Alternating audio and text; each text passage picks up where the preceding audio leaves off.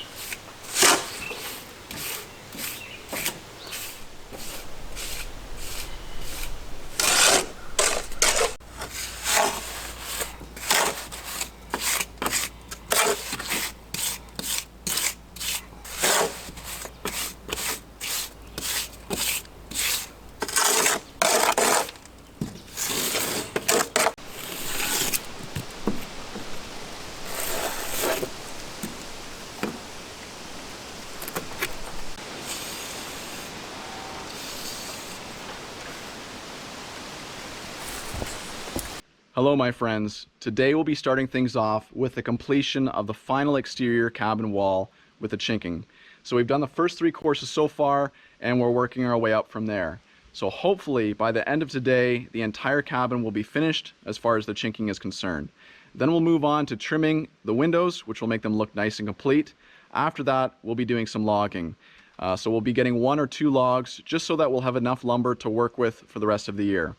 But anyway, as people have watched our previous episode on cabin chinking, one of the main questions we received is, are we not worried about the mortar cracking and crumbling over time as these logs expand and contract throughout the course of the year?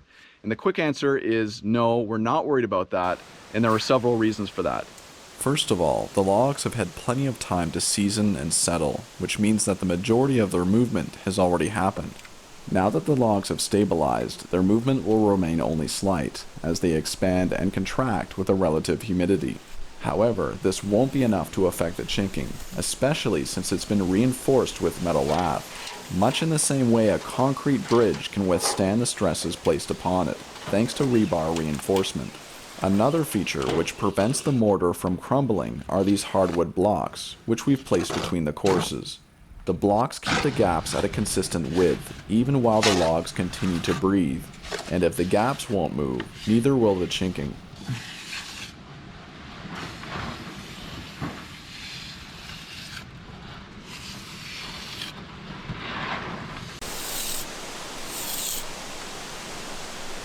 Okay. 25 bags of sand, 2 bags of Portland cement, 2 bags of masonry cement, and 100 gallons of rainwater later, and the exterior chinking is complete.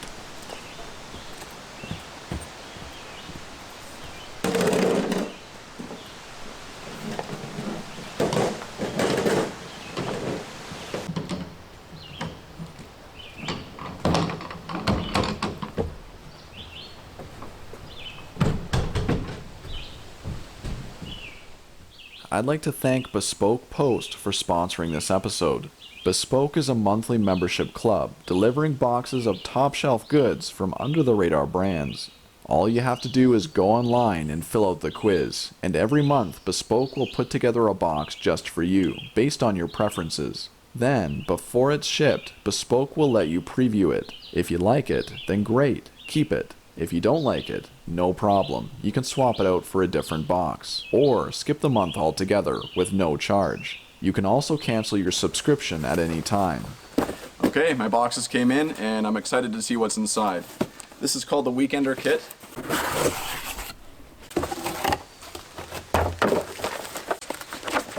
Oh, nice. These types of carryalls were actually used originally by stonemasons to carry their tools to work. And you can see why. It's a really heavy canvas construction. It's got the steel frame to hold the bag open while you're putting your tools in. It's got the nice leather strap. So this is a really nice bag. Okay, this next one is the Tonto kit. And I'm pretty sure I know what it is. Oh wow, there you go. Nice leather sheath.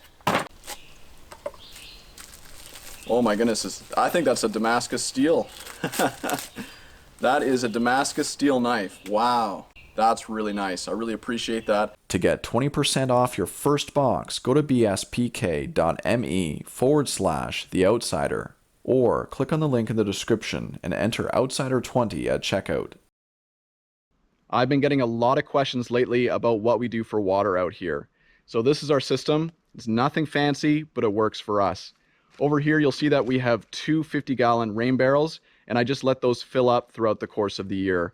And by springtime, they're both full, so that's 100 gallons of rainwater collected, which I then treat with a little bit of chlorine to keep any mosquito larvae or gunk out of the water. And then I pump it into this 250-gallon tote and put the lid on top. So I know that this is nice, clean water that I can use. It's not drinkable, but it's usable for everything else. So far this year, we've used 100 gallons of water just for the chinking on the outside of the cabin. So we've already used this year's allotment or quota of rainwater. But not to worry, we still have 110 gallons left in the big tote. So that'll do us for the rest of the year, no problem. Over here in the rain barrel, you'll see that I have a couple of sticks that I set in. And that's so if any critter tries to get a drink from the barrel and falls in, it can use the sticks to crawl back out again. If the sticks weren't there, it would get stuck and drown, which is something that we don't want. So there you go. I'm hoping to have more of a permanent rainwater collection system set up in the future, but this works for us on a temporary basis, and we've had no problems with it.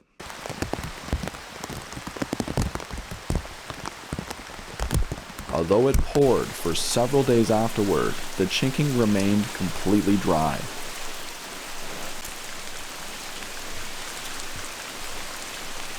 It was nice to see the generous overhangs doing their job.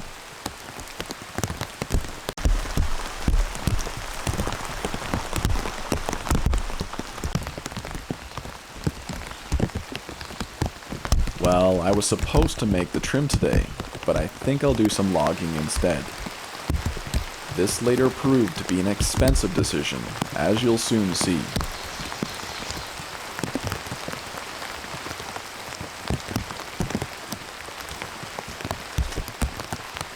With my chainsaw, axe, wedges, and homemade tree puller in hand, I walked a kilometer or so until I found a suitable tree to harvest. When it comes to tree selection, I often pick the harder ones to fell, not because I want to make things more difficult for myself, but because I want the forest to benefit from my choices. By removing trees from crowded areas and leaving the more accessible ones alone, I'm essentially pruning the forest, which is the act of thinning overgrown areas to increase health and fruitfulness of the plant, tree, or in this case, the forest itself. Just like the honeybee and flower, there is a symbiotic relationship between the woodsman and forest, both benefiting from the other. At least, that's the way it's supposed to be.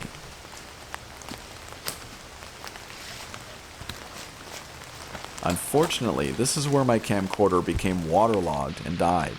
Even though it was covered in plastic, water still managed to seep its way in and fry the electronics.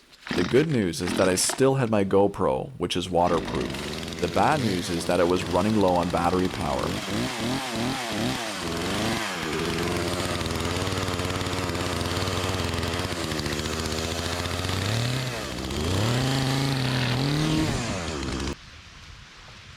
Now, since I intentionally log from close-knit stands, most of the trees I fell inevitably become hung up.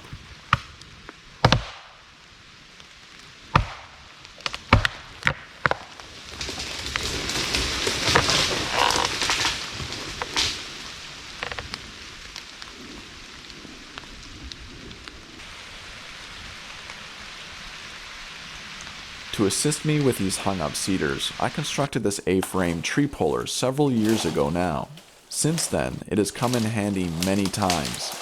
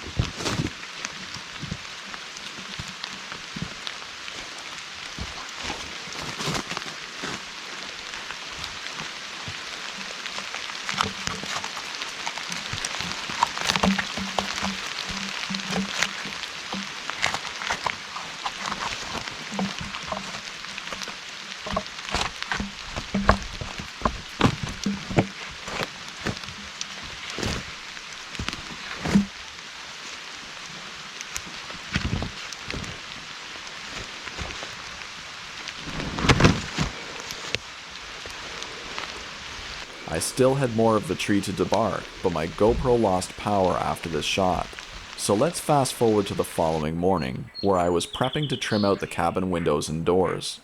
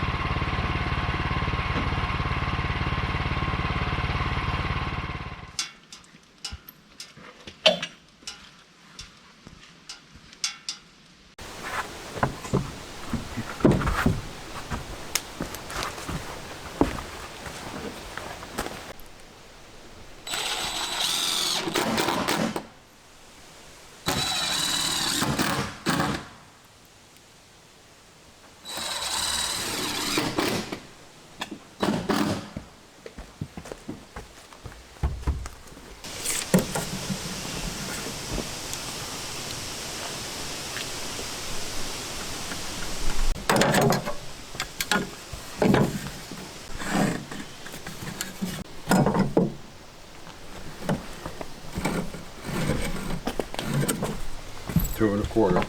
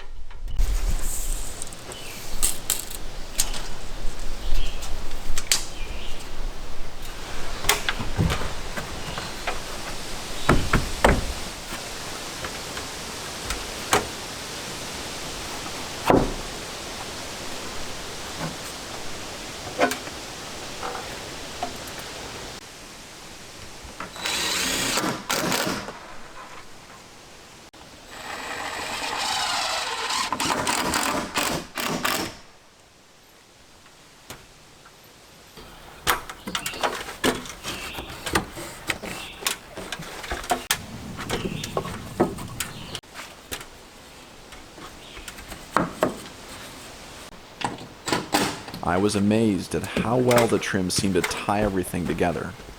Before, the windows were just sort of sitting there in the cabin, but now they look like they belong there.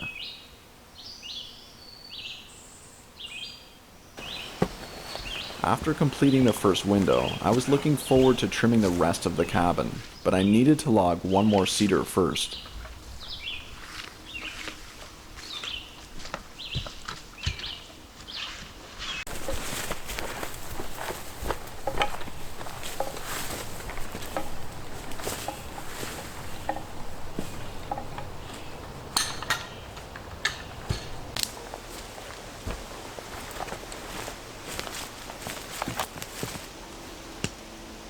Since this is the time of year that cedar bark peels the easiest, I wanted to take advantage of this opportunity while I still could.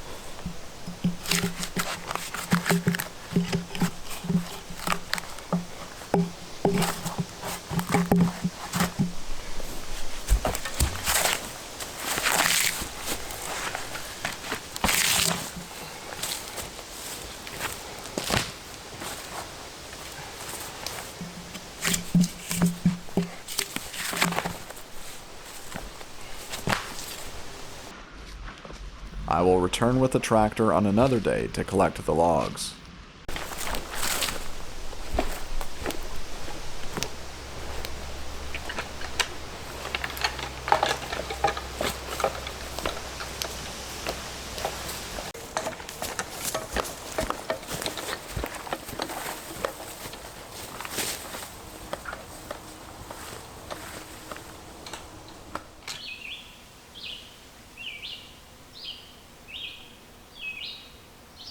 Can you believe that my grandfather has selectively logged this bush for the past 75 years? Amazingly, it looks untouched. But that's sort of the point, isn't it? He took what he needed from the forest, while still making sure to leave it better than he found it. This is selective logging at its finest.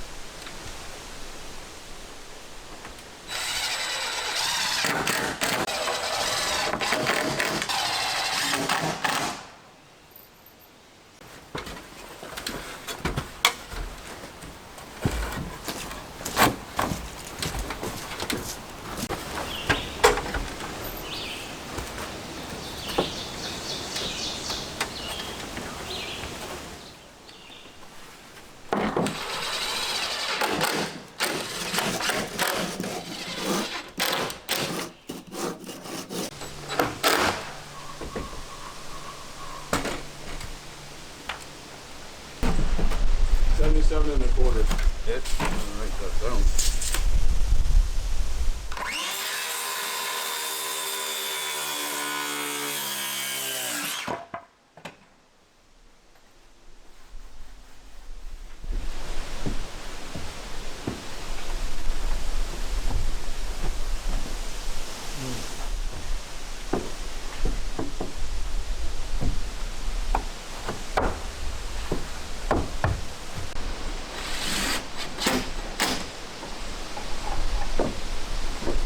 Well, there you go. We've trimmed up half the doors and windows on the outside of the cabin, and I'm loving the look of it.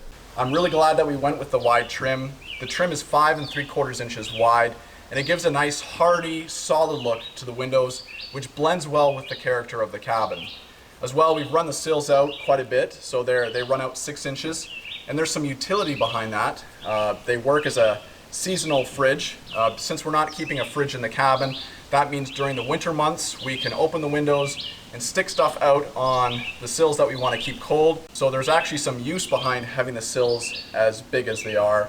Now there's not much left to do on the outside of the cabin before we start work on the interior, but I'm really excited to start work inside, to bring the wood stove in, to get that hooked up, to build the stove area up, to do the cabinetry, the furniture, the wood flooring, all that stuff. But I would say that we're only about halfway done the cabin build. There's still plenty of work to do, not only on the inside, but once we're done on the inside, I want to come back out here again and do some more work to build up the outside of the cabin. Maybe build a front veranda. I want to do a nice stone skirt around the cabin. I want to do some landscaping, maybe some outbuildings, solar energy. There's still so much more that we can explore and work with on this cabin. So for those of you who are worried that this series might be coming to an end soon, I'm here to put those fears to rest, because as long as I can be making videos and building on YouTube, I'm going to be doing it. Now all we have to do is build a heavy hardwood door, one with some real character. But that'll have to be for the next episode. Until next time, my friends, stay safe, be well, and God bless.